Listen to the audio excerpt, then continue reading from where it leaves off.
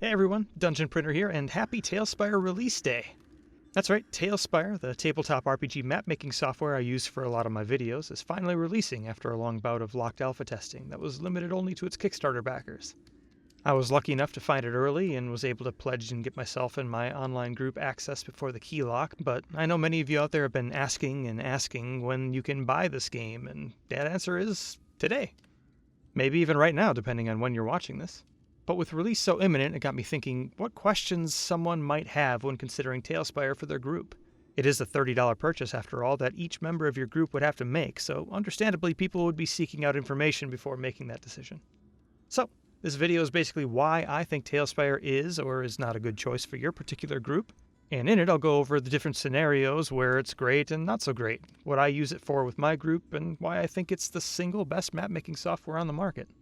First up, let's talk about what you get for that price. As of this video, there's no subscription fee, no DLC, no additional hidden costs. Once you pay your $29.99 to Steam, the entire game and all of its assets unlock for you.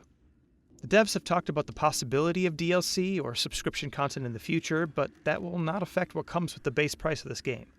So, for $30 USD, you get a single license for the game, access to a library of nearly 1,000 tiles, miniatures, and props, free access to dozens of music tracks and ambient world sounds, the ability to build your own creations alone or with multiple people, or easily paste in one of the thousands of slabs other builders have submitted through fan sites, and of course the ability to invite your party to your created worlds, where they can have direct control over the miniatures you assign them as you reveal and play out your story. If you find yourself thinking that 1,000 total assets doesn't seem like much, consider that just one pack of Dwarven Forge tiles contains about 52 tiles, only 9 of which are unique in shape, and will put you back about $271. Also consider that as of the latest build, props can be almost freely manipulated, allowing you to create amazing landscapes and really get creative with the objects you make.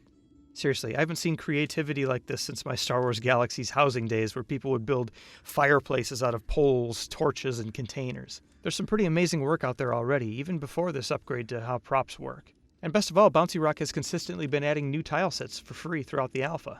There will almost certainly come some point where those asset releases are no longer free, but for now, they've been a nice bonus to get every so often. So now that you know what you're getting for your money, let's talk about whether it's right for your group or not. First up is the game's style. One thing I absolutely love about TaleSpire is its aesthetic. The game's beautiful and basically Dwarven Forge online. They're not trying to make photorealistic trees or heavily animated monsters. They're following a design that every tabletop RPGer knows and probably loves, and I give them so much credit for how great and realistic in its own way everything looks. It feels like playing with actual miniatures, so if you're looking for an Unreal Engine-powered fantasy board maker with photorealistic monsters who slobber as your players throw an entire spellbook of fully animated magic at them, it's probably not for you. If you love the traditional look of hand-painted tabletop miniatures, TaleSpire is right down your alley. The type of game you run matters as well. If you're running a Star Wars or cyberpunk setting, TaleSpire may be a little tougher for you if you want to keep your players immersed. Currently, nearly all of the miniatures and assets are fantasy-themed, with a few here and there that would work outside that setting as well. You won't find miniatures with lightsabers or steampunk guns, but there are some Warforged-esque options, laboratory equipment tiles, and, of course, the Imagineering of the community to turn normal assets into an airship. For those sticking to D&D, though, there are lots of options for landscapes, monsters, and player minis to keep you going for a while. It also matters where you run your game. Obviously, an online game benefits most from TaleSpire.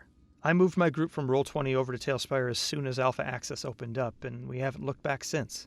Everything I need can be made or found within the community. I don't have any upload restrictions or subscriptions to make my maps look cooler. It was just a no-brainer for me. And for me personally, I generally only use TaleSpire for battle maps or visual puzzles and leave the rest to theater of the mind. But you certainly have the option to create entire towns and villages for your players to explore, if you have the time or desire for that sort of thing. For dungeon masters running their games in person, I could still see TaleSpire being an option for you. If you have access to a monitor it can be brought up on, you can set up your battle maps beforehand and simply have your players tell you where they want to move their token.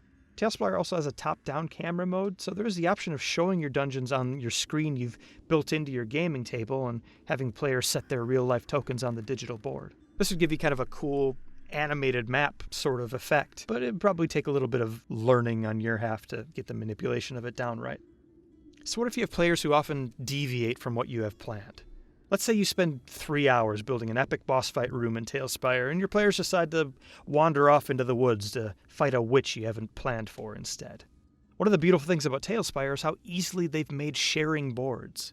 Let's use that scenario to see how quickly we can set something up. Start with a fresh board. Let's Alt-Tab out and head over to Tales Tavern or one of the other community-run sites. Search for witch. Here, there's a few options. I see this one's 64 by 64, so that's a little bit more on the battle map side. The thumbnail here shows me a nice hut. At a glance, I can probably say, yeah, this is going to work for me. So let's click Copy Slab, head back into the game for a quick Control-V, and voila, we have a witch's hut in the woods. Now let's grab a hag.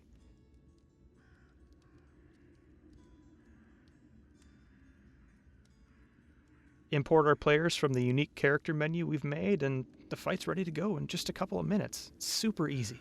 The amount of content out there is incredible already, and it's only going to improve as more people buy the game.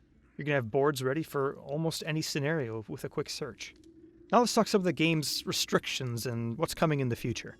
Currently, you're at the mercy of the assets that Bouncy Rock releases, and the only way to really customize is using props and imagination. You're stuck with the minis available to you, and there's no way to import or customize your own minis. This will change in the future when the devs release their Tales Weaver component to the game, which is a tool that they use to add assets to the game. Once this is ready and out, players will have some control over existing tokens and will likely see any number of new creations from the community, giving you access to tons of new tiles, minis, monsters, etc., and you'll be able to add your own as well if you're a 3D designer. This is really where TaleSpire is going to open up. Once you give the community the reins to content, you'll never want for anything again. That's still a ways down the road. We haven't heard exactly when that's coming out, but it's on the radar. There's also currently no official D&D content. You can't purchase the entire Curse of Strahd module and have maps, portraits, handouts, etc. all ready to give your players like on Roll20. Almost every Curse of Strahd map has been replicated and is on one of these sites already, but it's not official, and the assets are being used from what is in TaleSpire already.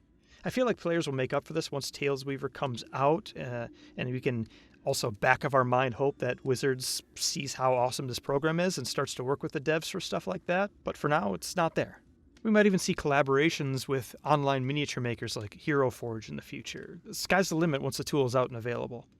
The game also has no way currently to give handouts, share character sheets, create characters, and so on, so you'll need to use external resources. But for that, my group just keeps track of their sheets on D&D Beyond. As a DM, I can keep track of multiple tokens' HP right on the token, have an initiative and set the order, and adjust the size and status of some monsters, which makes it easier to show what's going on visually.